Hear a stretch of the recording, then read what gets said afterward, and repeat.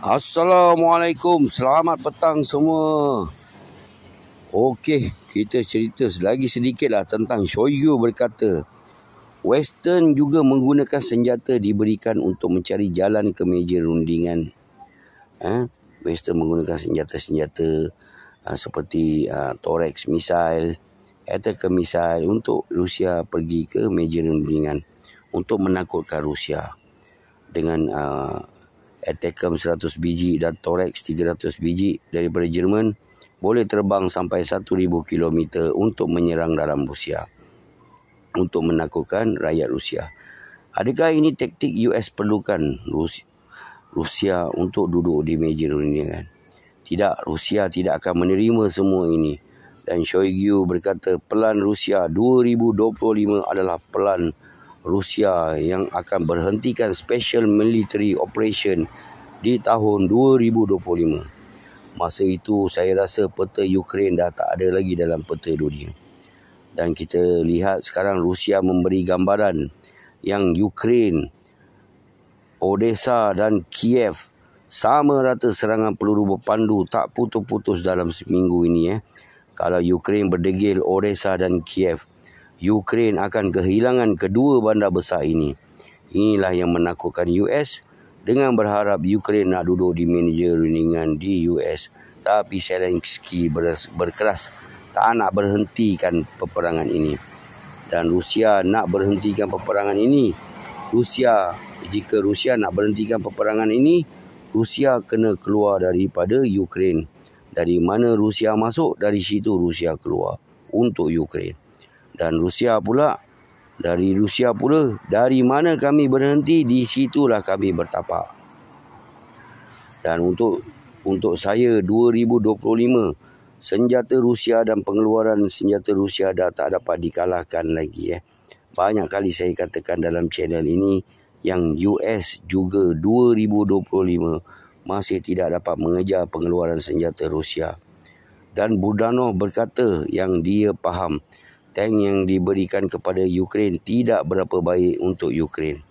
Dan senjata dan beberapa askar Rusia, berapa banyak askar Rusia ada dan askar Ukraine hanya sebilangan besar sahaja. Macam hari ini kita dengar 10,000 askar Rusia, 10,000 askar Ukraine yang ingin melakukan ofensif ini, 100,000 askar Rusia dah menunggu mereka. Dan ini tidak membolehkan Ukraine menang dalam perang ini. Dan untuk saya, apa yang Budanov pelan dengan menyerang dalam Rusia dengan drone bukan melemahkan semangat rakyat Rusia, tapi menguatkan semangat rakyat Rusia.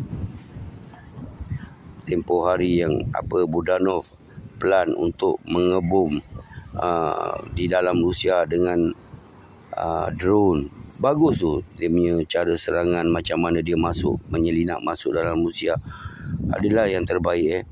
Tapi hanya dapat memecahkan beberapa bangunan, tingkap bangunan sahaja di Rusia.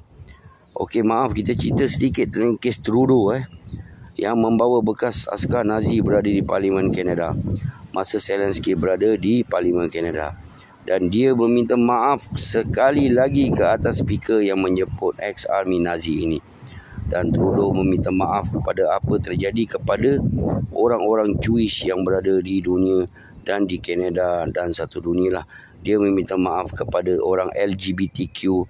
Tak tahu apa kena-mengena LGBTQ dengan Nazi. Mungkin jadi bini dia orang kot dulu. Dan rakyat Poland yang terguris perasaan. Dan berjuta terbunuh di perang Nazi Jerman.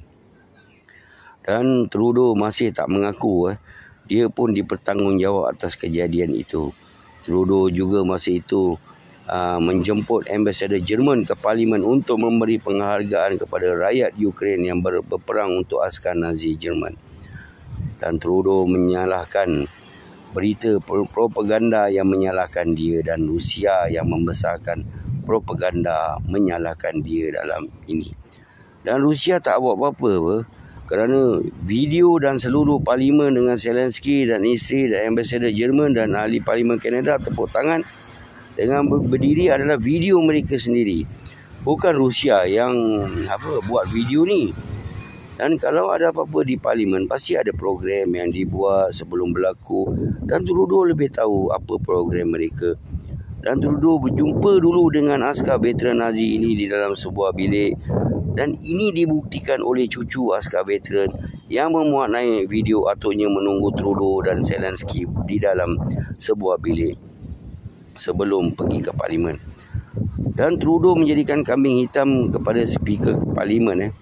Dan jangan takut teman-teman, kalau jadi kambing hitam, kalau ada masalah macam ni terjadi kepada speaker ini, dia dihukum, dia dah diberhentikan kerja, dia akan mendapat tempat di EU, di pejabat IMF ke, dia akan bekerja di pejabat-pejabat lagi besar gaji mereka sebelum mereka diberhentikan kerja.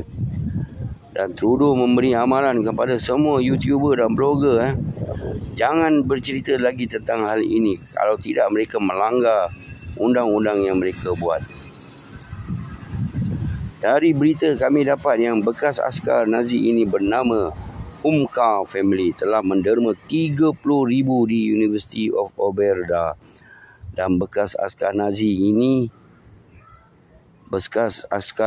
ini yang lari ini adalah kaya. Kenapa mereka ni kaya? Sebab mereka dah merompak rakyat Soviet Union masa perang dulu. Dan lepas ini pasti ada negara yang akan berdendam dengan askar Nazi Jerman ini dan akan menyiasat siapa dia ini yang hidup kaya di luar negara selepas perang Nazi Jerman.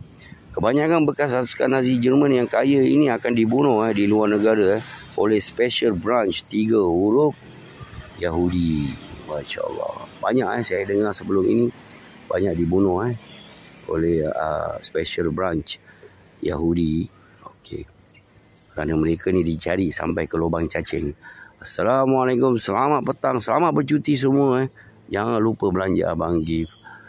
Yura. Selamat mengetik.